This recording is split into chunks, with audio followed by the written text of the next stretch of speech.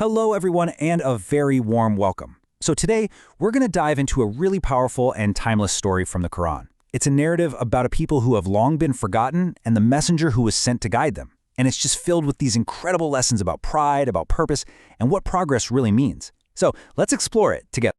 Our story kicks off with this one simple verse. It sounds straightforward, but man, it is heavy. It sets this incredibly dramatic stage, the people of Ad and their denial. And it just hangs there in the air, doesn't it? It makes you ask a question. And yeah, that's the big question we're tackling in this explainer. Who exactly were these people? And what was this message that was so critical that the rejection of it has been preserved for thousands of years for all of us to learn from? Okay, so here's how we're going to break it all down. We're going to start by getting to know the people of Ad. Then we'll listen in on the call from their prophet. From there, we'll dig into his pure intentions, we'll uncover the unique flaws of their society, and finally, we'll pull out the lessons that honestly still hit so close to home today. All right, so let's get into it. Who were these people? The Ad. And the first thing to get is that they weren't some primitive tribe living in huts. No, not at all. You have to imagine this advanced, powerful, architecturally brilliant civilization in ancient Arabia. But, and this is the classic story, right? Their greatest strength ended up being their biggest weakness. Now here's something really interesting, a little detail you might miss. The Quran says they denied the messengers, plural, even though only one prophet, Hud, was sent to them. So why the plural? What's that about? Well, it's this incredibly profound idea that the core message of every single prophet is one and the same, to recognize the one creator. So by rejecting their one guy, Hud, they were effectively rejecting that single, timeless truth brought by all of them. So who was the guy sent to deliver this message? You might think he was some outsider, a stranger coming in to shake things up. But no, not even close. He was one of their own, which makes his call feel so much more personal and, so much more tragic. You see, the Quran uses a very specific word here, akh, which means brother, and that is absolutely deliberate. It's meant to show us the mercy in the message. This wasn't some stranger telling them what to do. This was one of their own who spoke their language, who understood their culture. It was less of an accusation and more of a, hey family, let's talk. So what's the first thing he says to them, his opening line? Will you not fear Allah? Now, the word fear here isn't just about being scared. It's so much deeper. It was an invitation to develop something called taqwa, this deep, profound consciousness of God. It's about living your life with the awareness that you're accountable for what you do. He was basically asking them to wake up.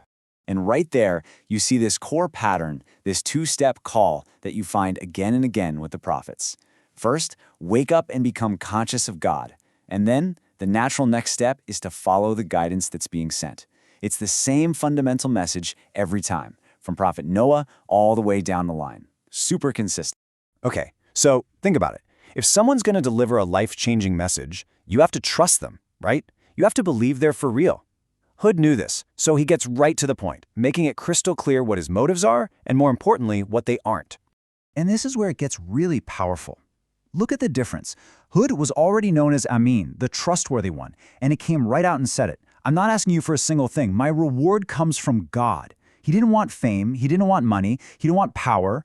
Nothing. And that's how you know someone's sincere, isn't it? When they have absolutely nothing to gain personally from what they're telling. So after laying that groundwork, remember God, I'm a trustworthy messenger, Hud zeroes in on their biggest problem. He basically holds up a mirror to them and points to the one thing they were most proud of, which was also their greatest spiritual blind spot. And he hits them with this really sharp question. Just listen to that. Do you construct on every high place a monument for amusement? He's not knocking their talent. They were incredible builders. He's asking about their why. Why are you doing all this? What's the purpose? Because, see, these buildings, they weren't for helping people. They weren't hospitals or schools or anything functional. No, they were monuments to themselves, built on every high hill just so everyone could see how rich and powerful they were. It was a massive misuse of the gifts they'd been given, their strength, their wealth.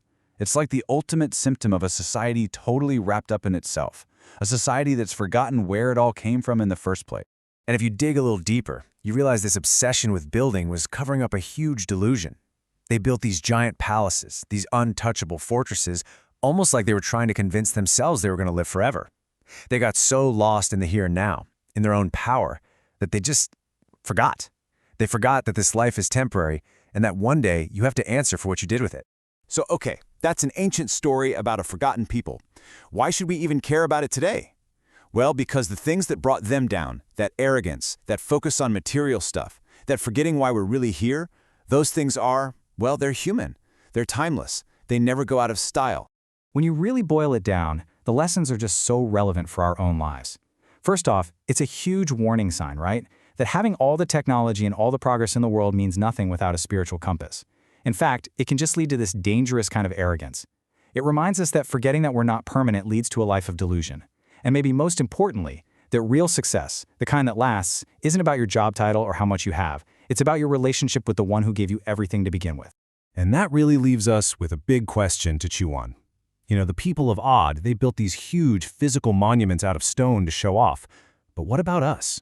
In our world of shiny digital profiles, of climbing the corporate ladder, of constantly chasing status, what kind of monuments are we building? And maybe the most important question of all is, who are we building them for?